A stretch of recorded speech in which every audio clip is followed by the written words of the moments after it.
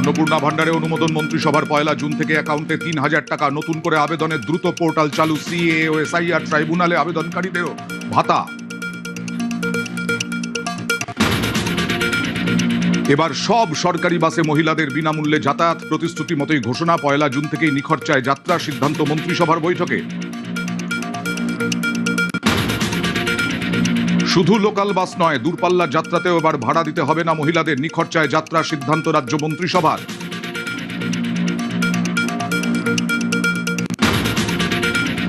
ক্ষমতায় এলে 45 দিনে 7ম পে কমিশনের প্রতিশ্রুতি। পালাবদলের 9 দিনের মধ্যেই কথা রাখল বিজেপি সরকার। স্বস্তিতে রাজ্য সরকারি কর্মীরা।